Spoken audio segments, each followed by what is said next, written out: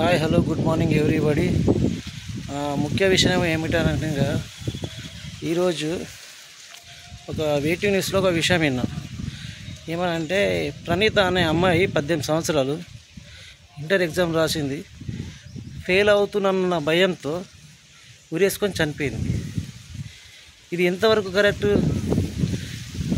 ఇది స్టూడెంట్స్కు, మెయిన్ స్టూడెంట్కు ఒక విన్నపం ఏంటంటే, ప్లీజ్ మీరు ఎగ్జామ్ రాసినా రాయకున్నా, ఫెయిల్ అయినా ఫెయిల్ కాకుండా ఇట్లాంటి నిర్ణయాలు తీసుకోకండి.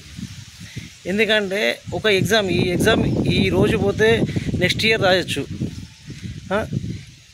మీరు లైఫ్లో అనుకున్నది కాకపోతే ఇది కాకుండా ఇంకా వేరే ఏదైనా చేసి సాధించగలచ్చు. కానీ ఒకసారి ప్రాణం పోతే మళ్ళీ తిరిగి రాదమ్మా. మీ పేరెంట్స్ ఎంత ఇబ్బంది పడతారు. వాళ్ళు కడుపు చంపుకొని మిమ్మల్ని ఎంతో ఆశలతో మిమ్మల్ని పెంచి ఇచ్చేసిళ్ళు.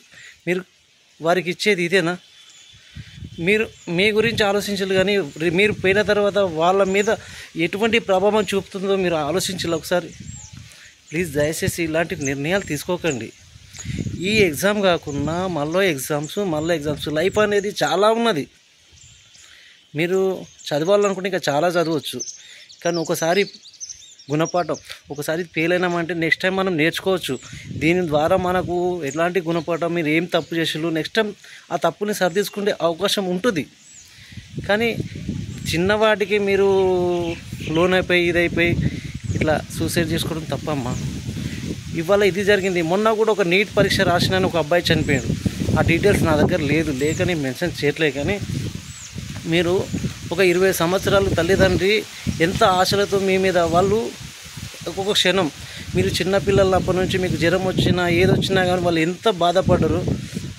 మీకోసం అన్ని బాధలు దిగమీకుకొని మిమ్మల్ని పెంచి ఇదంతా చేస్తే మీ మీద ఎన్ని ఆశలు పెట్టుకుంటారు వాళ్ళు. మీరు ఇట్లా చేసిపోతే ఏంది? మీ వల్ల వాళ్ళు ఎంత క్షోభ అనుభవిస్తారో ఒకసారి ఊహించండి. ఒకసారి ఒక ఎగ్జామ్ ఫెయిల్ అయితేనే మీరు ఇంత బాధపడి అయితే మరి మిమ్మల్ని పోగొట్టుకున్నందుకు వాళ్ళేం చేయాలి? వాళ్ళు కూడా చనిపోవాలనా? చెప్పండి. దయచేసి ఎగ్జామ్స్ ఫెయిల్ అయినా నేను రాయలేదు అని దిగులు చెందకండి.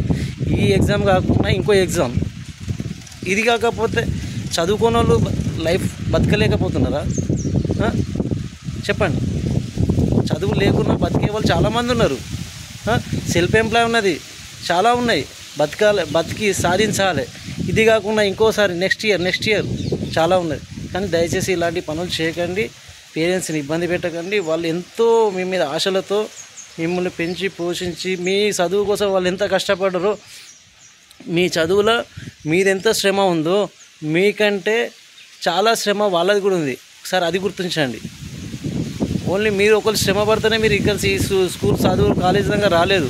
మీ పేరెంట్స్ కూడా మీ వెనకాల చాలా శ్రమ పడ్డారు. మరి వాళ్ళని ఏం చేయమంటారు? ప్లీజ్ దయచేసి ఇలాంటి నిర్ణయాలు తీసుకోకండి. డియర్ స్టూడెంట్స్, చాలామంది రిక్వెస్ట్ చేస్తున్నా, ఇలాంటి పనులు చేయకండి please. Thank you very much.